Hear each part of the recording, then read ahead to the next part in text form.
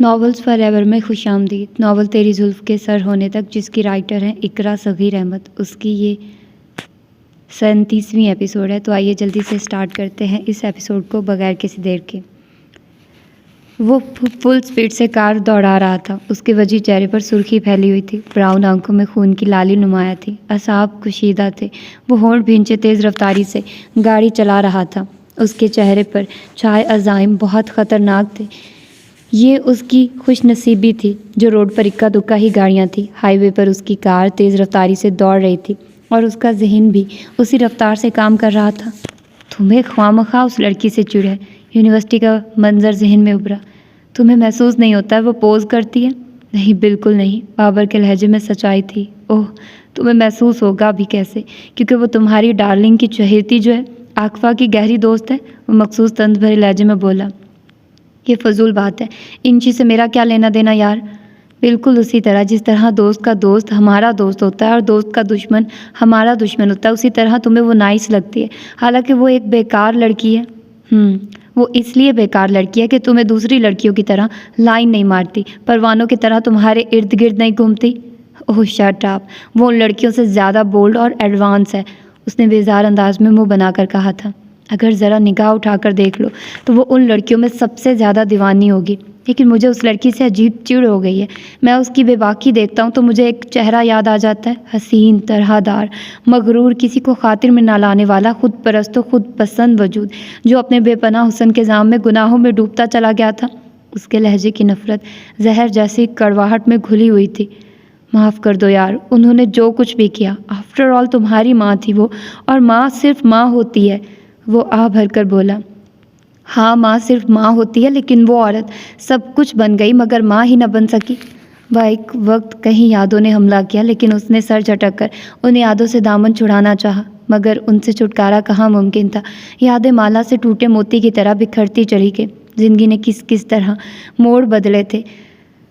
ماں کے ہرجائی پن نے عورتوں سے شدید نفرت پیدا کر دی تھی۔ اسکول، کالج اور یونیورسٹی، وہ ہر جگہ اس عورت نامی مخلوق سے نفرت کرتا رہا تھا، اور ان رویوں کے برخلاف لڑکیاں اس پر فدا ہوتی رہی تھیں۔ اس کی بدتمیزی، اکھڑ پن، توہین و تحقیرانہ انداز کے باوجود لڑکیوں کی دیوانگی میں کوئی کمی واقع نہ ہوئی تھی۔ پھر یونیورسٹی میں انشرا ٹکرائی تھی۔ وہ اس کو عام لڑکی سمجھ کر اس پر بھڑکا، اور پہلی بار اسے منہ کی کہانی پڑی تھی۔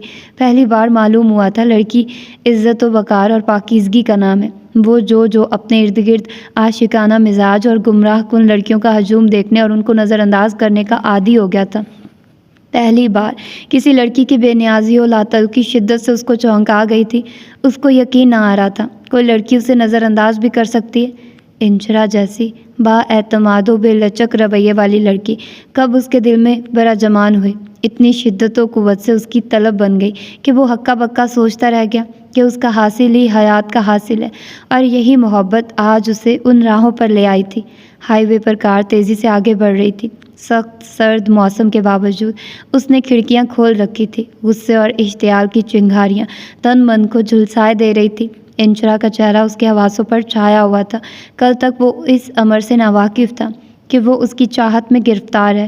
اس کو پانے کی آرزو بے شک دل نے کی تھی، اب محسوس ہو رہا تھا وہ اس کی رگ و جان سے بھی قریب ہے۔ اس کے بنا زندگی کا کوئی تصور ہی نہ تھا۔ وہ اس سے محبت سے بھی زیادہ محبت کرنے لگا تھا۔ انشرا نے ایک جھٹکے سے خود کو چھڑوایا اور ساتھ ہی زوردار تھپڑ اس کے مارنا چاہا، مگر وہ جھک گیا اور اس کا لہراتا ہوا ہاتھ پکڑ کر جھٹکا دیا۔ وہ اس کے قریب آ گئی تھی۔ قریب آ کر اس نے زوردار مکہ اس کی ناک پر رسید کیا۔ دوسرے لمحے نہ صرف اس کی گرفت سے اس کا ہاتھ آزاد ہوا تھا، بلکہ وہ خود بھی چیختا ہوا دور ہوا تھا۔ تم نے کیا سمجھا ہے میں موم کی بنی ہوئی ہوں؟ انشرا خون خوار لہجے میں اس سے مخاطب ہوئی، جو ناک پکڑے اس کو حیرت سے دیکھ رہا تھا۔ ناک سے خون قطروں کی صورت رسنے لگا تھا۔ میں نے تم سے کہا تھا نا، تم میری خواہش پوری کیے بنا یہاں سے نہیں جا سکتی۔ تم نے میری بات کو مذاق سمجھا ہے؟ وہ ٹیشو سے خون صاف کرتا طنزیہ لہجے میں گویا ہوا۔ تم مجھے اور نانی کو جانے دو۔ کہاں ہے نانی؟ وہ ایک حد تک خود کو بے خوف ثابت کرنا چاہ رہی تھی، وگرنہ وہ یہ بخوبی جانتی تھی کہ لاریب کا پلڑا ہر صورت بھاری ہے۔ نوفل کی طرف سے بندھی ایک معمولی سی آس بھی اب ٹوٹتی جا رہی تھی۔ یقیناً وہ میسج اس تک نہیں پہنچا تھا، اگر پہنچتا تو اس کو اب تک یہاں پہنچ جانا چاہیے تھا۔ تمہیں اور نانی کو یہاں سے جانے دوں؟ کیا بچہ سمجھا ہے مجھے؟ جانتی ہو اس سالی بڑھیا نے میرا سارا بینک بیلنس ہڑپ لیا ہے، سب کے سامنے میری انسلٹ کی تھی، تمہارے خواب دکھا کر ایک عرصہ بے وقوف بنایا ہے، اب تم چاہتی ہو ہاتھ آئی سونے کی چڑیا اڑا دوں؟ وہ کسی قیمت پر اس سے دستبردار ہونے کو تیار نہ تھا۔ پھر یاد رکھو میں تمہارے ہاتھ آنے والی نہیں ہوں۔ اس نے جنون کی حالت میں کارپیٹ پر پڑے کانچ کے ٹکڑوں میں سے ایک نوکدار بڑا کانچ کا ٹکڑا اٹھاتے ہوئے اپنی گردن پر چلانے کی کوشش کی تھی۔ وہاں وہ چیخ کر قریب آتے ہوئے بولا، دیکھو تمہارے اس طرح مرنے سے تمہیں کوئی فائدہ نہیں ہوگا، تم مر جاؤ گی، مگر اس بڑھیا کا سوچو جسے میں بھوکے کتوں کے آگے ڈال دوں گا۔ سنو باہر سے آوازیں آ رہی ہیں، ان کتوں کی، وہ گلیوں میں پھرنے والے کوئی عام کتے نہیں ہیں۔ اس نے بھاگ کر ایک کھڑکی کھولی اور کھڑکی کھلتے ہی کتوں کے بھونکنے کی آوازیں واضح ہونے لگی تھی۔ آواز سے ہی وہ خونخوار کتے لگ رہے تھے۔ رحم کھاؤ بڑھیا پر، تم تو مر جاؤ گی، مگر تمہاری موت کا بدلہ، اپنی خواہشوں کے پورے نہ ہونے کا بدلہ میں اس بڑھیا سے لوں گا۔ خود سوچ لو، اس عمر میں جب شکاری کتے اس کی بوٹی بوٹی اپنے لمبے لمبے دانتوں سے نوچ نوچ کر کھائیں گے۔ بکواس بند کرو اپنی، تم ایسا نہیں کر سکتے۔ اس کا ہاتھ ڈھیلا ہوا۔ کر سکتا ہوں، اللہ کی قسم کر سکتا ہوں، بلکہ کروں گا۔ وہ چلتا ہوا اس کے قریب آ رکا۔ نہیں، تمہیں جتنی دولت چاہیے میں دوں گی، پر تم مجھے اور نانی کو معاف کر دو، چھوڑ دو ہمیں، میں وعدہ کرتی ہوں منہ مانگی دولت دوں گی تمہیں۔ اسے اپنی بے بسی کا احساس ہو گیا تھا۔ دولت تو مجھے ایک ہی چاہیے، وہ اس کے ہاتھ سے کانچ کا ٹکڑا لے کر بولا۔ یہ تمہارے روپ کی دولت، یہ تمہارے حسن کی دولت۔ انشرا کا چہرہ دھواں دھواں ہو رہا تھا، اس کے لیے مرنا بھی مشکل تھا، اور عزت پامال ہونے کے بعد زندگی بھی کوئی زندگی تھی؟ زیادہ سوچنا فیصلوں کو کمزور کر دیتا ہے مائی ڈیئر۔ وہ آگے بڑھ کر اس کے شانوں پر ہاتھ رکھتا ہوا آہستگی سے گویا ہوا، آ جاؤ، کیوں ٹائم ویسٹ کرتی ہو، ایسے حسین موقع بار بار نہیں ملتے۔ وہ اس کی پتھرائی آنکھوں میں دیکھتا ہوا بولا، جانے دو مجھے، میں تمہارے ٹائپ کی لڑکی نہیں ہوں۔ وہ اس کے ہاتھ اپنے شانوں سے ہٹاتی ہوئی سنجیدگی سے بولی، میرے پاس آ کر ہر لڑکی میرے ٹائپ کی بن جاتی ہے، تم بھی بن جاؤ گی۔ اب نخرے مت کرو ورنہ میرا دماغ گھوم جائے گا۔ وہ پیر پٹک کر غصے سے گویا ہوا اور آگے بڑھ کر اس پر گرفت کرنا چاہی۔ انشرا نے برق رفتاری سے جھک کر وہی نوکیلا کانچ اٹھا لیا۔ پھر وہی پاگل پن، میں نے تم سے کہا ہے کہ میں اتنی کمزور نہیں ہوں کہ تم سا شیطان مجھے اپنا شکار بنائے۔ اب جو تمہیں کرنا ہے وہ کرو، میں تمہاری خواہش پوری کرنے والی نہیں ہوں۔ شدید جنونی انداز میں کہتے ہوئے اس نے ہاتھ میں پکڑا کانچ اپنی کلائی پر کسی چھری کی مانند چلا دیا۔ اسی دم باہر سے کوئی دوڑتا ہوا اس طرف آیا اور دوسرے لمحے تیزی سے کی ہال میں چابی گھمائی تھی۔ خون تیزی سے اس کی کلائی سے بہنے لگا تھا۔ آنکھوں میں اچانک ترانے والے اندھیرے نے اس کو دنیا و مافیا سے بے خبر کر دیا تھا۔ وہ بے سدھ ہو کر گری تھی۔ لاریب اسے سنبھالنے کے لیے آگے بڑھا ہی تھا کہ اندر آنے والے شخص کو دیکھ کر جھکا کا جھکا رہ گیا۔ نوفل! اس کی صورت خوف سے بگڑ کر رہ گئی۔ یہ سب لمحوں میں ہوا تھا۔ نوفل موت کی شکل اس کے سامنے کھڑا تھا۔ میں نے تمہیں کہا تھا نا، اس کی پرچھائی سے بھی دور رہنا، مگر وہ وحشت و جنون میں اس کے سامنے پستول تانے کھڑا تھا۔ اس کی نظریں بے سدھ پڑی انشرا پر تھی اور دوسرے لمحے کمرہ فائرنگ اور لاریب کی چیخوں سے گونج اٹھا تھا۔ محبت کا ارادہ اب بدل جانا بھی مشکل ہے، تمہیں کھونا بھی مشکل ہے، تمہیں پانا بھی مشکل ہے۔ اداسی تیرے چہرے کی گوارا بھی نہیں، لیکن تیری خاطر ستارے توڑ کر لانا بھی مشکل ہے۔ نوفل کے پیچھے ہی دوسری گاڑی ریسٹ ہاؤس میں داخل ہوئی تھی، جس میں یوسف صاحب، زرکا بیگم، اذہان اور سامیہ موجود تھے۔ کیونکہ نوفل کی کار آنے کے بعد ڈرائیور مراد کو اندازہ ہو گیا تھا کہ نوفل کسی طوفان کی صورت میں آئے گا جس کو برداشت کرنا ان کے بس کی بات نہ تھی۔ ایسے میں اس کو یہی لگا کہ فوراً سے پیشتر یوسف صاحب کو فون کے ذریعے ساری صورتحال سے آگاہ کیا جائے، اور اس کا یہ فیصلہ بہترین ثابت ہوا تھا۔ وہ فون سنتے ہی وہاں سے روانہ ہو گئے تھے، اور اب جب نوفل نے انشرا کو بے سدھ پڑا دیکھا اور اس کے ارد گرد پھیلا ہوا خون دیکھ کر تو گویا اس کی آنکھوں میں خون اتر آیا۔ پھر اس نے گھگھیاتے ہوئے لاریب کے ہونٹ ہلتے دیکھے تھے۔ اس کے چہرے پر پھیلتا ہوا خوف، آنکھوں میں پھیلی ہوئی وحشت، کچھ بھی اسے نہ روک سکی، اور اس نے ہاتھ میں پکڑے پستول سے فائرنگ شروع کر دی تھی۔ وہ پستول میں موجود تمام گولیاں اس کے جسم میں اتار دینا چاہتا تھا، مگر پہلی گولی اس کے بازو میں پیوست ہوئی۔ تبھی بھاگتے دوڑتے قدم اس کے قریب آ کر رکے، اور قبل اس کے کہ مزید گولیاں لاریب کو لگتی، قریب آ کر یوسف صاحب نے اس کا بازو اپنے دونوں ہاتھوں سے پکڑ کر اوپر کر دیا، اور کہیں سرخ شعلے یکے بعد دیگرے چھت میں پیوست ہوتے چلے گئے۔ یہ سب آنن پانن ہوا تھا۔ گولیاں ختم ہونے کے بعد یوسف صاحب نے اس سے پستول چھین لیا، مگر وہ اس وقت منہ زور طوفان بنا ہوا تھا، آگے بڑھ کر لاریب کو ہاتھوں سے موت کے گھاٹ اتار دینا چاہتا تھا۔ ماں سامیہ اس کے قدموں میں بیٹھ گئی اور گڑ گڑانے لگی، آنٹی پلیز میرے راستے سے ہٹ جائیے۔ اس کی آواز میں عجب روب تھا۔ اس کی آنکھیں اتنی سرخ ہو رہی تھی کہ لگتا تھا کہ ابھی لہو ٹپک پڑے گا۔ چہرہ بھی سرخ اور رگیں تنی ہوئی تھی۔ زرکا نے قریب آ کر اس کے سر پر ہاتھ رکھ دیا اور یوسف صاحب پہلے ہی دائیں بازو پکڑے کھڑے تھے۔ اذہان بھی ہاتھ جوڑ کر کھڑے ہو گئے سامے کی طرح۔ اس کی آنکھوں سے بھی آنسو رواں تھے۔ فار گاڈ سیک مجھے کسی گستاخی پر مجبور مت کرے، میرے راستے سے ہٹ جائیے پلیز، میری تکلیف کو سمجھے پلیز۔ اس کی حالت اس زخمی شیر کی مانی تھی جس کو دھوکے سے جال میں جکڑ دیا جائے۔ وہ بری طرح مضطرب و بے کل ہو رہا تھا۔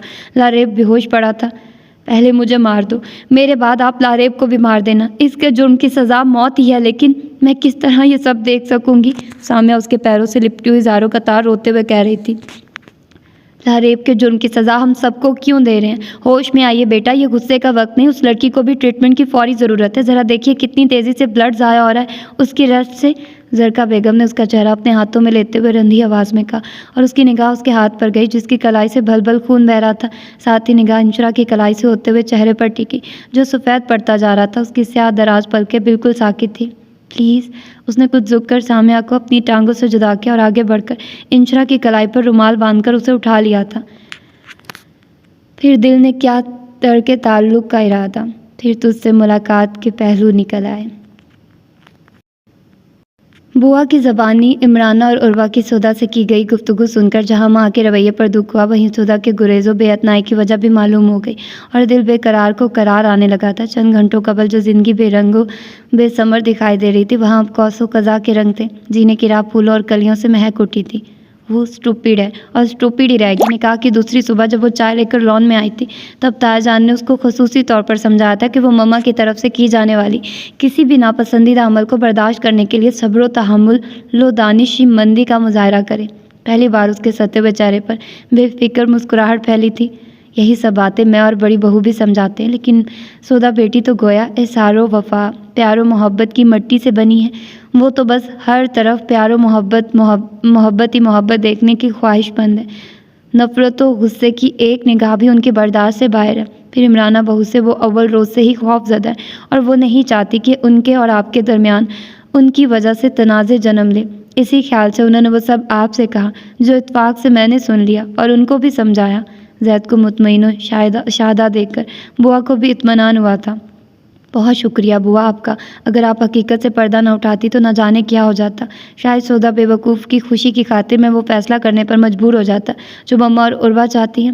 شکریہ کی ضرورت نہیں میاں، میں نے اس گھر کے نمک کا حق ادا کیا ہے۔ میں دل سے اس بندھن پر راضی ہوں۔ آپ دونوں کی جوڑی تو چاند اور چاندنی کی مانند ہے، دونوں ایک دوسرے کے بنا نامکمل، دونوں ایک دوسرے کے ساتھ روشن۔ وہ لہک کر گویا ہوئی۔ واہ بوا، آپ تو شاعرانہ گفتگو بھی کر لیتی ہیں، ویری نائس۔ بس میاں، جس سے محبت ہوتی ہے اس کے لیے ایسی باتیں زبان پر آ ہی جاتی ہیں۔ ایک بات بتائیں گی آپ؟ سودا کے انکار کی حقیقت جان کر اس کے بے دم وجود میں نئی زندگی دوڑ گئی تھی۔ یہ امر اس کے بے انتہا خوش ہونے کی دلیل تھا کہ وہ کچن میں کھڑا خلاف عادت بوا سے بے تکلفی سے بات کر رہا تھا۔ کیوں نہیں، ایک چھوڑ 10 باتیں پوچھیے آپ۔ سودا نے کبھی یعنی نکاح کے بعد میرے لیے پسندیدگی کا کوئی اظہار کیا؟ وہ مجھے پسند کرتی ہے یا نہیں؟ وہ جانتا تھا بوا سے زیادہ سودا کے قریب کوئی نہیں ہے، شاید اس کے لیے کسی نہ کسی حد تک کچھ نہ کچھ اظہار پسندیدگی کیا ہوگا۔ ارے میاں، یہ کیسا سوال کیا آپ نے؟ دنیا میں ایسی کون لڑکی ہوگی جو آپ کو پسند نہ کرے؟ سچ مچ آپ تو ایسے ہیں جن کو لوگ چراغ لے کر ڈھونڈتے ہیں۔ آپ تو چاند کی مانند بٹیا کی اندھیری زندگی میں طلوع ہوئے ہیں۔ دور سے قدموں کی آوازیں ابھر رہی تھی، کوئی کچن کے سمت ہی آ رہا تھا۔ زید مسکراتا ہوا چلا گیا۔ بوا نے خوبصورتی سے اس کے سوال کا جواب گول کر دیا تھا۔ بوا ابھی تک آپ فارغ نہیں ہوئی، آپ تو کہہ رہی تھی کام زیادہ نہیں ہے، چلے میں بھی آپ کی ہیلپ کراتی ہوں، زمرد بیگم نے وہاں آ کر کہا۔ نہیں، کام ختم ہو گیا، وہ زید میاں آ گئے تھے، انہوں نے کچھ کھایا نہیں تھا، ان سے پوچھ رہی تھی کہ چائے یا کافی لے لیں، انہوں نے انکار کر دیا۔ بوا نے بڑی ذہانت سے ان کو معاملے کی بھنک بھی نہ پڑنے دی۔ کہاں بھوک پیاس لگ رہی ہوگی بچے کو۔ رضوانہ کس قدر خفا ہو کر گئی ہیں کہ اکلوتے بھانجے کی نکاح میں ان کو شرکت سے محروم رکھا، ہم نے ذرا بھی ان کا خیال نہ کیا، اہمیت دینا ضروری نہیں سمجھا، وغیرہ وغیرہ۔ عمرانہ بھی بہن کی محبت میں یہ بھول کر ان کا ساتھ دیتی رہی کہ یہ نکاح 100% اس کی مرضی سے ہوا ہے۔ جب بھی رضوانہ نے ہمارا خیال نہ کیا تو زید کو بھی نہ بخشا ہوگا، تبھی بد دل ہو کر اس کو کھانا پینا اچھا نہیں لگ رہا ہوگا۔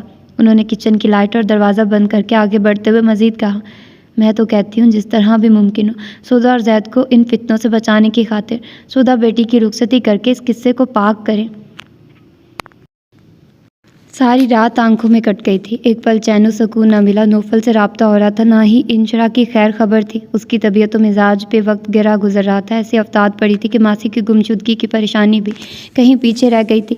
ایک انشرا کی خیر و خبر نہ ملنا اس لیے بھی دل کو مضطرب تھا کہ اس کو لاریب لے کے آتا، اور وہ ایسا شخص تھا جس پر بھروسہ سا و اعتماد بالکل نہیں کیا جا سکتا تھا۔ کردار کی تمام خرابیاں اس میں موجود تھیں اور کسی طرح بھی اس پر یقین کرنا ماں سوائے حماقت کے کچھ نہ تھا۔ امریکہ سے روشن اس سے مسلسل رابطے میں تھی۔ جتنی بے بس و بے اختیار وہ یہاں تھی، یہیں بے بسی و بے کسی روشن کے لہجے میں بھی پنہاں تھی۔ شوہر اور بیٹے کی موجودگی میں بھی اپنی تنہائی و اکیلے پن کا احساس ہر خوشی سے محروم کر رہا تھا۔ ایسا کیوں سوچ رہی ہیں آپ؟ کیا ابھی تک مجید انکل آپ کو سمجھے نہیں؟ 25 سال کا عرصہ ایک دوسرے کو جاننے اور اعتبار کرنے کے لیے کافی ہوتا ہے کیا؟ بالی نے اس کے رندی لہجے پر کہا۔ عورت اعتبار و اعتماد کے سہارے ہی زندگی کے سفر پر گامزن رہتی ہے۔ اگر اعتبار و اعتماد محبت کی ناؤ پر سوار نہ ہو تو ناؤ ساحل پر ہی ڈوب جائے۔ یہ وہ سہارے ہیں جن کا سہارا لے کر ہی زندہ رہا جا سکتا ہے۔ پھر آپ مجید انکل سے شیئر کریں، بتائیے ان کو انشرا کے بارے میں کہ وہ آپ کی شادی سے پہلے کی اولاد ہے۔ کاش یہ سب اتنا ہی آسان ہوتا تو میں انشرا سے دوری یوں نہ جھیل رہی ہوتی۔ یہ جو ہوا ہے کبھی نہ ہوا ہوتا۔ وہ میرے پاس ہوتی، میرے ساتھ ہوتی، کسی کی گندی نگاہ اس کو چھو بھی نہ سکتی تھی۔ روشن کی سسکیاں بالی کی سماعت میں گونجنے لگی۔ اعتبار کانچ کی مانند ہوتا ہے، جو ٹوٹ گیا سو ٹوٹ گیا۔ پھر اعلیٰ ظرفی مردوں میں خال خالی پائی جاتی ہے۔ مجید اور کونین بھی مرد ہی ہیں۔ میں ان کے سامنے اپنا ماضی دہرا کر بے اعتبار اور دربدر ہونا نہیں چاہتی۔ ایک گھر کی چاہ میں نے سب کچھ بھلا رکھا ہے۔ مجھے خوف ہے مگر ماضی جان کر مجید تو شاید معاف کر دے، مگر کونین جو جوان ہے اس کی نگاہوں میں اس کی ماں دنیا کی بہترین ماں ہے۔ وہ فخر کرتا ہے مجھ پر کہ اس کی ماں معصوم و دیندار عورت ہے۔ اگر حقیقت اس پر کھلی تو وہ کس طرح برداشت کرے گا؟ عورت جب مصلحتوں میں جکڑی جاتی ہے تو پھر قیدی بن جاتی ہے، اور یہ قید عارضی نہیں عمر بھر کی ہوتی ہے۔ خیر، وہ آنسو صاف کر کے اس کو تسلی دیتی، لہجہ نارمل بناتی گویا ہوئی۔ آپ فکر مت کریں، انشاءاللہ انشرا جہاں ہوگی محفوظ ہوگی، اور ماسی بھی۔ ہماری پہنچ ان تک نہیں ہے مگر ہماری دعاؤں کی رسائی ان تک ضرور ہے۔ میں بھی دعا کر رہی ہوں، آپ بھی دعا کریں۔ میرا تو دل بھی دعا بنا ہوا ہے۔ روشن پر اس وقت صرف ممتا غالب تھی۔ بالی تنہا ہو کر بھی اس کی تسلی و دلاسے دیتی رہی، اور اسے بات کرنے کے بعد وہ پھر نوفل کو کال کرنے لگی، مگر اس کا موبائل آف جا رہا تھا۔ انشرا کے بے ہوش وجود کو بازوؤں میں اٹھائے تیزی سے راہداری عبور کرتا نیچے جاتی سیڑھیاں اترنے لگا۔ یہ اس ریسٹ ہاؤس کا عقبی حصہ تھا جہاں سیڑھیوں سے ملحقہ وسیع کار پارکنگ ایریا تھا اور ملازمین کے لیے کچھ کوارٹرز بنے ہوئے تھے۔ اس کو تیزی سے نیچے آتے دیکھ کر وہاں بدحواس و پریشان حال کھڑے مراد اور چوکیدار نے آگے بڑھ کر اس کی کار کا پچھلا دروازہ کھولا۔ نوفل نے انشرا کو بڑی احتیاط سے نشست پر لٹایا اور پھرتی سے فرسٹ ایڈ باکس نکال کر اس کی کلائی کو صاف کرنے لگا، اور زخم صاف ہونے کے بعد واضح ہوا کہ یہ دیکھ کر اس کی جان میں جان آئی کہ شاید جلد بازی کے باعث زخم اتنا گہرا نہیں آیا تھا کہ ٹانگ کے لگائے جاتے۔ نبض بالکل محفوظ تھی۔ اس زخم پر وہ خود بھی ڈریسنگ کر سکتا تھا۔ اس لمبے سے زخم کی اس نے خود ہی بڑی مہارت سے پٹی کر دی تھی۔ اس کی مرہم پٹی سے فارغ ہو کر اس نے انشرا کے چہرے کو بغور دیکھا جہاں روپ کی چاندنی بکھری ہوئی تھی۔ وہ یقیناً خوف سے بے ہوش ہوئی تھی۔ لاریب کی دست درازی سے اللہ نے اس کو محفوظ رکھا تھا۔ اس کی وحشت کو ایک گونا سکون ملا۔ پھر وہ وہاں ایک لمحہ نہ رکا۔ وہ جلد از جلد بالی کے پاس اس کو لے جانا چاہتا تھا۔ اس کے ہوش میں آنے سے قبل وہ کسی طرح بھی اس کا سامنا کرنے کی ہمت نہیں رکھتا تھا۔ لاریب کی گھٹیا جسارت نے اس کو اس سے نگاہیں ملانے کے قابل نہیں چھوڑا تھا، اور لاریب کو سوچتے اس کے اندر غم و غصہ بھڑکنے لگا تھا کہ ماں قریب سے شور مچاتی ایمبولینس گزری جس کا رخ ریسٹ ہاؤس کی جانب تھا۔ اس نے یہ سوچنے کی زحمت ہی نہیں کی تھی کہ لاریب زندہ بھی ہے یا مر چکا ہے۔ کہیں گولیاں تواتر سے برساتا چلا گیا تھا اور مڑ کر دیکھنا بھی گوارا نہیں کیا تھا، اور پھر اسی سوچ نے اس کو نڈھال کر دیا تھا کہ خود پر گزری تو اس کو خیال آیا اس نے جنون میں فائرنگ کر دی تھی۔ حالانکہ یہ کام اس کو بہت پہلے ہی کر لینا چاہیے تھا، جب وہ بار بار منع کرنے کے باوجود اپنی رذیل حرکتوں سے باز نہ آیا تھا تو آج یہ نہ ہوتا۔ یہی سوچتا ہوا وہ کار دوڑا رہا تھا۔ رات گہری ہو رہی تھی، ہر سو اندھیرے کا راج تھا۔ یہاں آتے ہوئے اس نے نہ اس سرد موسم کی پرواہ کی تھی نہ وقت کی، اور اب انشرا اس کے ساتھ تھی تو گویا حواس پوری طرح بیدار ہو گئے تھے۔ بے حد تیز مگر ازحد محتاط ڈرائیونگ کر رہا تھا، اور گاہے بگاہے وہ مڑ مڑ کر پیچھے بھی دیکھ رہا تھا۔ انشرا کے زرد چہرے پر ہلکی ہلکی سرخی نمایاں ہونے لگی تھی۔ بے حد کم وقت میں وہ انشرا کو بالی کے پاس لے کر پہنچ گیا تھا۔ انچی میری جان، وہ اس کو دیکھ کر جذبات پر قابو نہ پا سکی اور تیزی سے آگے بڑھی۔ وہاں نوفل نے جو اس کی ہمراہی میں اس کو بیڈ پر لٹا چکا تھا نرمی سے بولا، پلیز یہ جب تک خود ہوش میں نہ آئیں آپ انہیں نہ چھیڑیے۔ یہ خیریت سے تو ہے نا؟ اس جانور نے سے کوئی ضرر تو نہیں پہنچایا؟ یہ ٹھیک ہے نا نوفل بھائی؟ مالی کے لہجے میں غم، دکھ، اضطراب، بے چینی تھی۔ وہ بے قراری سے انشرا کا سر تپا جائزہ لے رہی تھی۔ یہ بالکل محفوظ ہے، آپ کسی غلط خیال کو دل میں جگہ نہ دیں۔ آپ بالکل سچ کہہ رہے ہیں نا؟ آپ کو یقین نہیں ہے میری زبان پر؟ گہری سنجیدگی میں دھیمی مسکراہٹ ابھری اور بالی اس کے قدموں میں بیٹھتی چلی گئی۔ وہ رونے لگی۔ ارے ارے یہ کیا کر رہی ہیں آپ؟ Please please stand up. Naufal نے تیزی سے جھک کر شانوں سے پکڑ کر اس کو اٹھایا۔ نوفل بھائی، انشرا کے ساتھ آپ نے مجھے بھی نئی زندگی دی، اگر اس کو کچھ ہو جاتا تو میں بھی زندہ نہ رہتی، اس نے آنسو پوچھتی ہوئی ممنوع لہجے میں کہا۔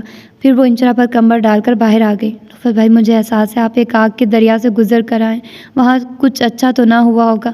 میں یہ پوچھنا چاہ رہی ہوں۔ ماسی کا پتہ نہیں چلا؟ بیکاز لاریب نانی کا کہہ کر یہاں سے انچی کو لے کر گیا تھا۔ بالی نے اس کے ازحد سنجیدہ چہرے کی طرف دیکھتے ہوئے کچاتے ہوئے سوال کیا کہ اس کی سنجیدگی ازحد غمگیر تھی۔ نہیں، وہاں وہ نہیں تھی۔ تو کیا اس نے جھوٹ بولا تھا؟ روشن کہتی ہے ماسی کا اغوا لاریب نے پلاننگ کے تحت کیا ہے۔ ان دنوں ماسی پر صرف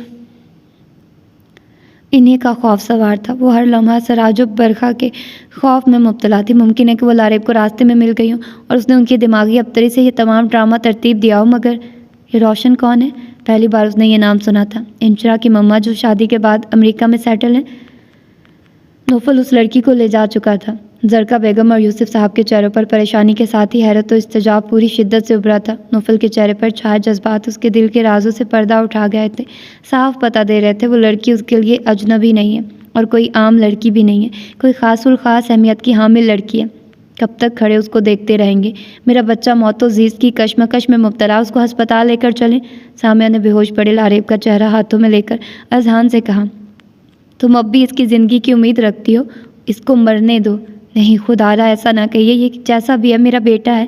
سامعہ بیٹے کی بگڑتی حالت سے خوف زدہ ہو کر رونے لگی۔ تمہاری وجہ سے ہی یہ اس حال کو پہنچا، اب تمہاری سزا ہے کہ اس کی جدائی میں رو رو کر تم بھی مر جاؤ۔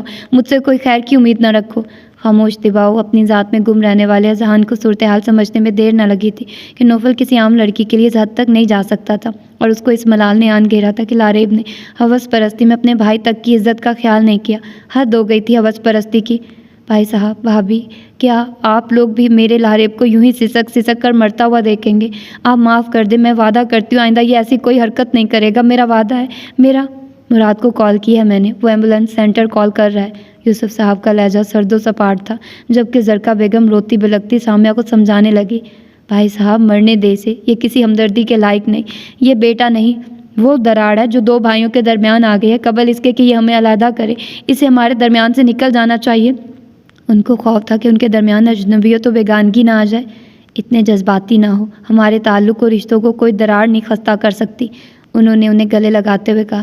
ایمبولینس آ گئی تھی اور کچھ دیر بعد وہ روانہ ہو گئے تھے۔ مراد بھی ہمراہ تھا، البتہ چوکی دار وہی موجود تھا اور مراد نے اسے جہاں آرا کا خیال رکھنے کا کہا تھا۔ اب چوکی دار بھی جہاں آرا کی حیثیت سے واقف ہو گیا تھا۔ گاڑیوں کی روانگی تک وہ وہاں مستعدی سے کھڑا رہا اور گاڑیوں کے اجھل ہوتے ہی اس نے دونوں گیٹ پر تالے لگائے اور بھاگتے ہوئے اپنے کوارٹر میں آیا، جہاں دروازے کی اوٹ سے سنگن لیتی ہوئی اس کی بیوی پریشانی سے اس سے پوچھنے لگی، تیرا باس زندہ ہے یا مر گیا؟ گولیوں کی آوازیں آئی تھیں۔ ارے بھلی مانس، پہلے سانس تو لینے دے، قسم اللہ پاک کہ آج تو مرتے مرتے بچے۔ مراد اور لاریب صاحب نے مروا ہی دیا تھا۔ وہ پلنگ پر لیٹ کر لمبے لمبے سانس لینے لگا۔ خود مر گیا، چلو تمہیں تو بچا گیا، ورنہ میں تو بیوہ ہو جاتی۔ وہ شکر ادا کرتی ہوئی اٹھ گئی۔ چوکی دار ابھی تک گہرے گہرے سانس لے رہا تھا، اس کے چہرے پر ابھی تک خوف و تھکاوٹ تھی۔ یوسف صاحب کی بدولت لاریب کو فوراً ہی آپریشن تھیٹر میں لے جایا گیا تھا۔ خون زیادہ ضائع ہونے کی وجہ سے اس کی زندگی خطرے میں تھی۔ گولی اس کے جسم سے نکالی جا چکی تھی، اس کو آئی سی یو میں کافی دیر ہو چکی تھی، پر ڈاکٹر نے کوئی امید افزا بات نہیں کی تھی۔ سامع اور اذہان نے ان کو گھر بھیج دیا تھا اور وہ وہیں ہسپتال میں موجود تھے۔ یہ آنن پانن کیا آفت آئی جس نے ہم سب کو لپیٹ میں لے لیا؟ کیسا وبال ہے جو ہمارے بچوں کے درمیان خون بن کر پھیل گیا ہے؟ زرقا بیگم صوفے پر ڈھیر ہوئی۔ لاریب کو موقع بے موقع سمجھایا تھا کہ باز آ جائے، اپنی نیگیٹو ایکٹیویٹی چھوڑ دے، ان راہوں کو جو یہاں ذلت و رسوائی کے سوا کچھ نہیں، مگر اس جیسے لوگ باتوں سے نہیں سمجھتے۔ یوسف صاحب کے لہجے میں لاریب کے لیے کوئی ملال و تفکر نہ تھا، ان کا دماغ اس لڑکی اور نوفل کی طرف لگا ہوا تھا۔ جو ہوا سو ہوا، اللہ ہدایت کے ساتھ لاریب کو صحت و زندگی دے، آمین۔ آپ نوفل کو فون کریں، وہ کہاں گئے ہیں اس لڑکی کو لے کر؟ ان کے کہتے یوسف صاحب نے نوفل کو فون ملایا جو فوراً ہی اٹھا لیا گیا۔ جی پاپا، دوسری طرف سے سنجیدہ اور بھاری آواز ابھری۔ کہاں ہیں آپ؟ وہ لڑکی کیسی ہے؟ شی از آل رائٹ، مختصر جواب دیا۔ گھر واپسی کب تک ہوگی؟ آ جاؤں گا، ابھی کچھ ٹائم لگے گا۔ Why? Everything is okay? وہ اس کے انداز پر چونکے۔ جی بالکل سب ٹھیک ہے، میں کچھ دیر میں آتا ہوں۔ الوداعی جملے کہہ کر اس نے لائن منقطع کر دی۔ فون اسپیکر آن ہونے کی وجہ سے زرقا بیگم بھی ساری گفتگو سن کر متفکرانہ لہجے میں گویا ہوئی۔ نوفل کی زندگی میں وہ لڑکی آئی اور آ کر اس کے دل پر ایسی تیزی سے قبضہ کیا کہ ہم میں سے کسی کو معلوم ہی نہ ہو سکا، اور یہ سب ہو گیا قبل اس کے کہ وہ جواب دیتے۔ ان کے موبائل پر کال آنے لگی اور اسکرین پر بابا صاحب کا نمبر دیکھ کر انہوں نے پھرتی سے رابطہ کیا۔ آنٹی بلی تھیلے سے باہر آ گئی ہے۔ سودا اور زید کے درمیان ضرور کچھ نہ کچھ چل رہا ہے، کچھ ایسا اسپیشل جو ان دونوں کو قریب کر رہا ہے اور آپ کو زید سے دور کرنے میں انتہائی معاون ثابت ہو رہا ہے۔ تجدید تعلقات کی خاطر عمرانہ گاہے بگائے رضوانہ کو اب فون کرتی رہتی یا بھاگ بھاگ کر ان کے گھر آنے لگی تھی۔ کل رضوانہ ان کی طرف گئی تھی، آج وہ پھر ڈرائیور کے ہمراہ یہاں پہنچی ہوئی تھی کیونکہ ابھی تک مائدہ سے وہ ناراض تھی۔ سو نہ اس کو ساتھ لائی تھی، نہ مائدہ ساتھ آنے پر آمادہ تھی۔ وہ تینوں باتوں میں مصروف تھی۔ ایسا کیا اسپیشل ہے جو ان دونوں کے درمیان ہو رہا ہے اور مجھے خبر نہیں؟ عمرانہ نے اورنج جوس کا آخری گھونٹ بھر کر گلاس ملازمہ کو پکڑاتے ہوئے کہا۔ ارے تم بھی نادان بنی ہوئی ہو عمرانہ، کیا تمہیں معلوم نہیں نکاح سے پہلے ہی کس طرح سے اس لڑکی نے زید کو پھانسا ہوا تھا؟ یاد نہیں؟ مائدہ نے خود اپنی آنکھوں سے ان کو کچن میں ایک دوسرے کے قریب دیکھا تھا، یاد آیا اب کچھ؟ رضوانہ جتانے والے لہجے میں گویا ہوئی اور عمرانہ گردن ہلا کر بولی، یاد ہے مجھے سب۔ شاید آپ یہ بھول گئی ہیں کہ میں نے بھی سودا کو وہ مار لگائی تھی کہ دن میں تارے نظر آ گئے تھے۔ وہ مار سود سمیت آپ کو ہی پڑ گئی ہے آنٹی جی، عروہ نے بمشکل لہجے میں در آنے والے طنز کو ضبط کرتے ہوئے کہا۔ وہ مار سود سمیت مجھے ہی پڑ گئی ہے؟ بھلا کیسے؟ دیکھ لیجئے، آپ نے اس یعنی سودا چڑھیل کو زید کی زندگی سے دور رکھنے کے لیے وہ مار لگائی تھی اور اس کا اثر الٹا ہی ہوا نا؟ کیا الٹا اثر ہوا؟ عمرانہ اس کی صورت دیکھ کر بولی۔ عمرانہ میری بہن، تم نے نشے کی ڈوز لے لے کر اپنی دماغی حالت کمزور کر لی ہے، مت ماری گئی ہے تمہاری۔ اتنی آسان بات تمہاری سمجھ میں کیوں نہیں آ رہی ہے کہ تم نے مار کے ذریعے سودا کو زید کی زندگی سے نکال باہر کیا تھا، اور دیکھ لو وہ ہمیشہ ہمیشہ کے لیے اس کی زندگی میں آ گئی ہے، جائز اور پکے ثبوت کے ساتھ زید کی بیوی بن کر۔ رضوانہ نے گویا ماتم کرتے ہوئے بہن کے گمسم دماغ کی دہائی دی۔ اور میں تو حلف اٹھا کر یہ کہنے کو تیار ہوں کہ سودا چڑھیل کی بارات نہ آنے کے پیچھے بھی زید کی ہی پلاننگ ہے۔ زید نے ہی پیارے میاں کو پیسہ دے کر پہلے ہی سارے ڈرامے کے لیے تیار کیا اور پھر عین کلائمیکس پر اس کو فیملی سمیت فرار کرا دیا اور نکاح کر لیا۔ یہی تو وہ چاہتے تھے۔ یہ آپ کی غلط فہمی ہے بیٹا، اس بات کی میں بھی گواہ ہوں کہ پیارے میاں اور زید میں کوئی ڈرامہ نہیں کیا۔ یہ سب کچھ مجھے لگتا ہے اچھی آپا کی دشمنی تھی جس کا بدلہ انہوں نے صوفیہ سے لیا۔ عمرانہ نے اس کی بات کو اعتماد سے رد کیا۔ ایک بات بالکل کلیئر بتائیں گے آپ؟ وہ ان کی آنکھوں میں دیکھ کر بولی۔ جی پوچھیے۔ بالکل سچ سچ بتائیے گی آپ؟ آف کورس، مجھے کسی کا ڈر نہیں ہے۔ ان کا لہجہ پورا اعتماد تھا۔ آپ کو یہ بات معلوم تھی نا، زید سودا چڑیل کو پسند کرتا ہے؟ اس کا رویہ ہنوز تھا۔ پسند سے کیا مراد؟ وہ بچپن سے ایک گھر میں رہے ہیں، ساتھ بڑے ہوئے ہیں، اور اس عرصے میں تھوڑی بہت انسیت ہو ہی جاتی ہے۔ انسیت یا محبت؟ وہ ان کی آنکھ چرانے پر طنز کو ضبط نہ کر سکی۔ جو بھی ہے، بٹ یہ بحث اب کس کام کی مائدہ؟ کام کی ہے، بالکل کام کی ہے۔ اس پر قدرے جنونی کیفیت طاری ہو گئی۔ کس کام کی؟ کیا کہنا چاہ رہی ہو؟ کیا چل رہا ہے تمہارے دماغ میں؟ ان کو یاد آیا کہ ایک مرتبہ وہ ان سے اسی انداز میں گفتگو کر چکی ہے جو سراسر بدتمیزی کے زمرے میں آتی تھی۔ ان کے ابرو بھی تن گئے تھے۔ پہلے آپ میری بات کا جواب ایک جھوٹ بولے بنا دیں۔ دیکھ رہی ہیں بچیاں؟ عروہ پھر بے لگام ہونے لگی ہے۔ عمرانہ تیوری چڑھا کر گویا ہوئی۔ اچھے بھلے موڈ کو تمہارے ہوا کیا ہے؟ ابھی تو اچھی باتیں کر رہی تھی۔ رضوانہ نے بھی چونک کر عروہ کو مشتعل انداز میں ٹوکا۔ میں جانتی ہوں مما، آنٹی اس بات سے بخوبی آگاہ تھی کہ زید سودا چڑیل سے محبت کرتے ہیں۔ قسم کھا کر بتائیے آپ آنٹی، آپ کو یہ معلوم نہیں تھا؟ کیا آپ جانتی نہیں تھی وہ اس پر دل و جان سے فدا تھے؟ سچ سچ بتائیے آپ۔ ہاں معلوم تھا مجھے، میری لاکھ کوشش کے باوجود وہ سودا کے سحر سے نہ بچ پایا، لیکن میں قسم کھا کر کہتی ہوں وہ یک طرفہ محبت تھی۔ سودا کی نگاہوں میں نے کبھی زید کے لیے محبت نہیں دیکھی۔ بالآخر وہ سچ ان کی زبان سے نکل ہی گیا جس کی سالوں حفاظت کی تھی۔ پھر آپ نے جانتے بوجھتے بھی مجھے بہو بنانے کے جھانسے میں رکھا۔ میرے جذبات، احساسات و دل سے کھیلی ہیں آپ۔ جب آپ کو یہ معلوم تھا کہ زید میرے نہیں ہو سکتے، پھر بھی آپ نے مجھے مس گائیڈ کیا۔ میں نے مس گائیڈ نہیں کیا بلکہ اپنی پسند اپنی خواہش بیان کی تھی۔ میں سوچ رہی تھی آپ زید کو اپنا اسیر کر لیں گی، آپ کو پا کر وہ سدھا کو بھول جائے گا، مگر میری یہ بھول ہی تھی۔ وہ افسردگی سے گویا ہوئی اور وہ ان سے لگ کر رونے لگی تھی۔ نوفل کی نگرانی میں ڈاکٹر انشرا کو دوا دے کر جا چکا تھا اور ڈاکٹر کی زبانی اس کی تسلی بخش حالت کا سن کر وہ مطمئن ہو کر والد سے اجازت لے کر گھر چلا آیا، جہاں یوسف صاحب اور زرکا بیگم اس کے انتظار میں جاگ رہے تھے۔ اس وقت اس کے چہرے پر اس قدر سنجیدگی تھی کہ وہ اس سے رسمی گفتگو کے علاوہ کوئی اور بات نہیں کر سکے۔ وہ اپنے کمرے میں آ گیا تھا، ذہنی طور پر بے حد تھکا ہوا تھا۔ سو آتے ہی وہ نیم گرم پانی سے نہایا اور نیند کی گولی کھا کر سو گیا۔ کھانے پینے کی اشتہا نہ تھی۔ دوسرے دن وہ بیدار ہوا تو دوپہر کی تیز دھوپ لان میں پھیلی ہوئی تھی۔ وہ اٹھ کر بیٹھ گیا، سر بھاری محسوس ہو رہا تھا۔ دستک دے کر زرکا بیگم اندر آئی۔ طبیعت ٹھیک ہے بیٹا؟ آج بہت سوئے ہیں آپ؟ ان کے ممتا بھرے لہجے میں فکر مندی اور چہرے پر پریشانی تھی۔ جی ٹھیک ہوں میں، آپ فکر نہ کریں، ناشتہ لگواتی ہوں، آپ فریش ہو کر آ جائیے۔ بڑے پاپا کہاں ہیں؟ اس نے اٹھتے ہوئے استفسار کیا۔ وہ ہسپتال گئے ہیں، لاریب کی حالت نازک ہے۔ پاپا صاحب بھی صبح تشریف لے آئے ہیں سوات سے، یوسف کے ساتھ وہ بھی ہسپتال گئے ہیں۔ زرکا نامعلوم کیا کہنا چاہ رہی تھی۔ لاریب کے نام پر اس کے چہرے پر پھیلتی نفرت نے ان کو مزید کچھ نہ کہنے دیا۔ ناشتہ لگوائیے آپ، میں بات لے کر آتا ہوں، وہ آہستگی سے کہہ کر واش روم کی جانب بڑھ گیا۔ پھر تیار ہو کر ڈائننگ روم جانے سے قبل اس نے بالی کو کال کر کے انشرا کی خیریت دریافت کی۔ جواباً بالی نے بتایا کہ وہ خیریت سے ہے مگر گمسم اور خاموش ہو کر رہ گئی ہے، گویا بات کرنا ہی نہیں جانتی۔ اس کے بارے میں جان کر اس کا دل انجانے بوجھ تلے دب کر رہ گیا۔ وجہ چہرے پر اداسی پھیلتی چلی گئی۔ وہ اس کا درد اپنے دل میں محسوس کرنے لگا۔ بلا شبہ وہ لاریب کی حیوانیت سے ہر طرح محفوظ رہی تھی، لیکن اس جیسی حساس و خوددار لڑکی کے لیے یہ سب برداشت کرنا بھی آسان نہ تھا، جس نے عزت بچانے کے لیے جان دینے کی کوشش کی تھی۔ ناشتہ ٹھنڈا ہو رہا بیٹا، زرکا کی آواز پر وہ چونکا۔ سوری، میں صرف جوس لوں گا، اس نے گلاس میں جوس نکالتے ہوئے کہا۔ جوس؟ رات کو بھی آپ نے کچھ نہیں کھایا، میں 2 بار دیکھنے آئی تھی اور آپ کو بے خبر سوتا دیکھ کر واپس آ گئی تھی۔ اب دوپہر ہے، صبح کب کی گزر گئی ہے، مگر آپ کبھی بھی بیدار ہوں ناشتہ ہی کرتے، اس لیے میں نے صابرہ سے ناشتہ بنوایا تھا، جو آپ انکار کر رہے ہیں کرنے سے۔ آپ پریشان نہ ہو، بھوک لگے گی تو کھا لوں گا، اس نے جوس پیتے ہوئے کہا۔ ابھی بھی بھوک نہیں؟ کب لگے گی بھوک؟ آپ جانتی تو ہیں جب تک شدید بھوک نہ لگے میں کھانے کا عادی نہیں۔ بھوک لگے گی میں کھا لوں گا، تو آپ فکر نہ کریں پلیز۔ فکر نہ کروں، پریشان نہ ہوں، اس لیے کہ میں سگی ماں نہیں ہوں۔ سچ ہے کہ میں سگی ماں نہیں ہوں، مگر ماں جیسی تو ہوں۔ ماما، یہ میں نے کب کہا آپ سگی ماں نہیں ہیں؟ ہاتھ میں موجود جوس کا گلاس لرزا۔ ابھی آپ نے کیا کہا آپ کو معلوم نہیں ہے؟ وہ ورڈ نہیں بم تھے جنہوں نے میری روح کو ریزہ ریزہ کر دیا۔ ہم دونوں میاں بیوی کل سے دکھ سے نڈھال ہو رہے ہیں اور سوچ سوچ کر دماغ پھٹ رہا ہے کہ ہم سے ایسی کیا بھول ہوئی، ایسی کیا خطا ہو گئی کہ آپ ہم سے اتنی دور، اتنے اجنبی ہو گئے کہ ہم سے ہماری زندگی کی بڑی آرزو، اولین تمنا جانتے ہوئے بھی ہم سے اس لڑکی سے اپنی پسند و چاہت کو چھپا کر رکھا، نہ چاہتے ہوئے بھی آپ دیدہ ہو گئی۔